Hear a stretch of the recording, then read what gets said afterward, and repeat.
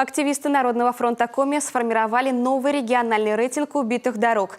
Перечень направили в правительство республики и муниципальным властям с предложением поставить участки в планы. Сам рейтинг был сформирован на основании сигналов и мнений граждан на интерактивном ресурсе общественного движения.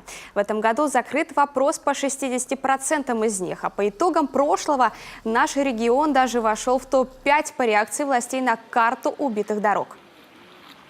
К 2024 году по майским указам президента должны быть региональные дороги отремонтированы более чем на 50%. Это значительная цифра. Также положительно скажется наша просьба уйти от ямочного ремонта и перейти на ремонт картами, либо крупными какими-то объектами. Это тоже в целом, в совокупности даст то, что мы сможем к 2024 году выполнить поставленные перед нами задачи. В повестке фронтовиков также благоустройство городской среды, качество строящихся объектов, программа переселения из аварийного жилья и обращение с отходами.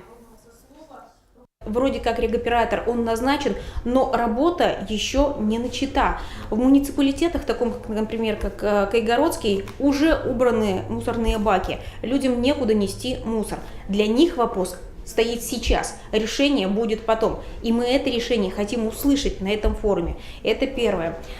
Очень много вопросов по экологии, в том числе по бережному лесопользованию, я бы так сказала, потому что многие лесопользователи, которые и арендаторы, которые работают сейчас на территории Республики Коми, являются, ну так сказать, пришлыми компаниями. Ответственности социальной, ответственности моральной, ответственности налоговой и законодательной у них минимум. В этом году фронт провел более 20 акций, 25 рейдов, около 30 мониторингов и столько же мероприятий. Впереди форум действий, самый масштабный съезд представителей организации, который пройдет в Москве.